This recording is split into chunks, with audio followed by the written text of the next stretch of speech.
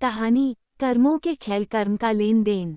बेटा बनकर, बेटी बनकर, दामाद बनकर और बहू बनकर कौन आता है? जिसका तुम्हारे साथ कर्मों का लेना देना होता है।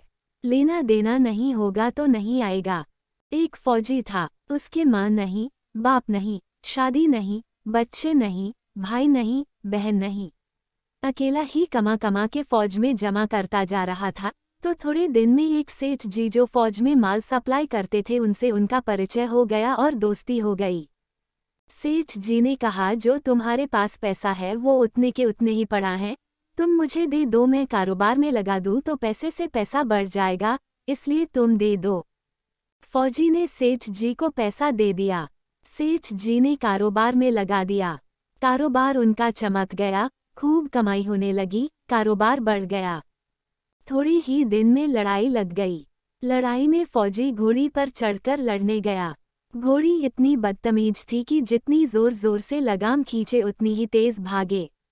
खींचते खींचते उसके गलफा तक कट गए, लेकिन वो दौड़कर दुश्मनों के गोल में जाकर खड़ी हो गई। दुश्मनों ने वार किया, फौजी भी मर गया, घोड़ी भी मर गई। अब सेठ जी को मालूम हुआ कि फौजी मर गया तो सेठ जी बहुत खुश हुए कि उसका कोई वारिस तो है नहीं। अब ये पैसा देना किसको? अब मेरे पास पैसा भी हो गया, कारोबार भी चमक गया, लेने वाला भी नहीं रहा। तो सेठ जी बहुत खुश हुए। तब तक कुछ ही दिन के बाद सेठ जी के घर में लड़का पैदा हो गया। अब सेठ जी और खुश कि भगवान की बड़ी दया है। खूब पैसा भी हो गया, कारोबार भी हो गया, लड़का भी हो गया, लेने वाला भी मर गया। सेठ जी बहुत खुश। वो लड़का होशियार था, पढ़ने में समझदार था। सेठ जी ने उसे पढ़ाया लिखाया। जब वो पढ़ लिखकर बड़ा हो गया तो सोचा कि अब ये कारोबार संभाल लेगा, चलो अब इसकी शादी कर दें। शादी करते ही घर में आ गई बहुरानी, दुल्हन आ गई। अब उसने सोचा कि चलो बच्चे की शादी हो गई, अब कारोबार संभालेगा। लेकिन कुछ दिन में बच्चे की तबीयत खराब हो गई। अब सेठ जी डॉक्टर के पास, हकीम के पास, वैद्य के पास दौड़ रहे हैं। वैद्य जी जो दे रहे हैं, दवा खिला रहे हैं, और दवा असर नहीं कर रही, बीमारी बढ़ती ही जा रही। पैसा बर्बाद हो रहा है और बीमारी बढ़ती ही जा रही है। रोग कट नहीं रहा, पैसा खूब लग रहा है।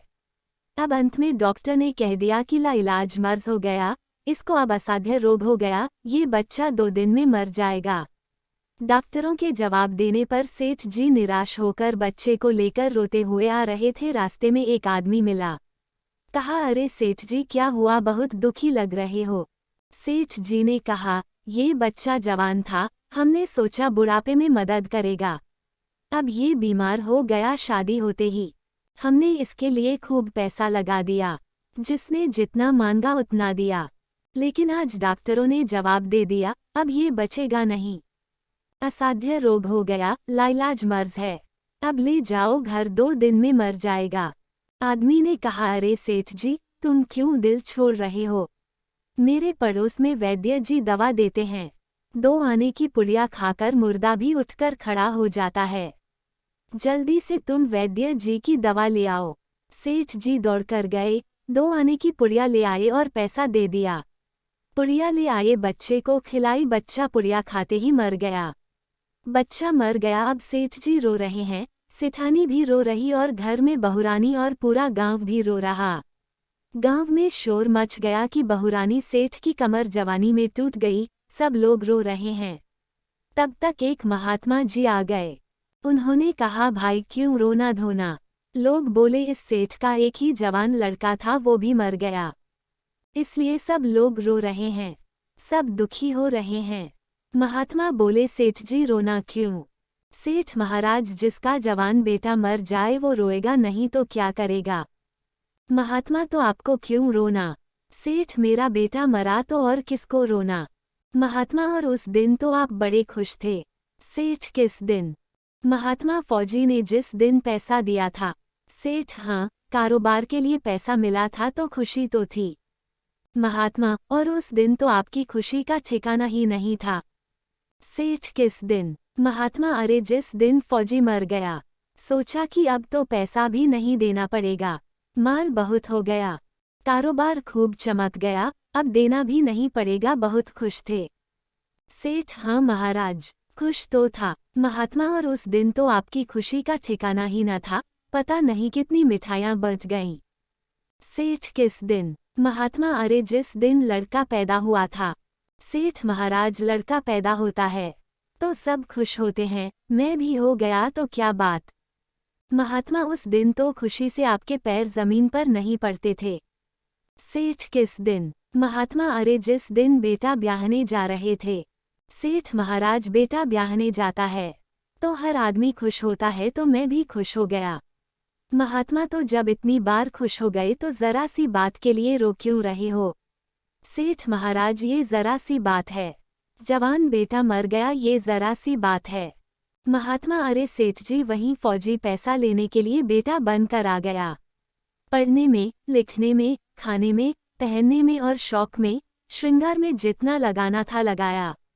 शादी ब्याह में सब लग गया और ब्याज दर ब्याज लगाकर डॉक्टरों को दिलवा दिया। अब जब 2 आने पैसे बच गए, वो भी वैद्य जी को दिलवा दिए और पुड़िया खाकर चल दिया। अब कर्मों का लेना देना पूरा हुआ। सेठ जी ने कहा, हमारे साथ तो कर्मों का लेन देन था, चलो हमारे साथ तो जो हुआ सो हुआ, लेकिन वो जवान बहुरानी घर में रो रही है, जवानी में उसको धोखा देकर विधवा बनाकर चला गया, उसका क्या जुर्म था कि उसके साथ ऐसा गुनाह किया।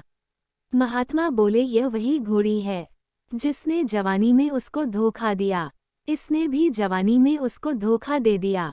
जोड़ जोड़ वैद शास्त्र व पुराणों के साथ साथ सभी साधु संतों का कहना है कि यह संसार कर्मों का लेखा जोखा है, इसमें जो जीव चैतन्य है वो समझदारी से भव सागर पार हो जाएगा।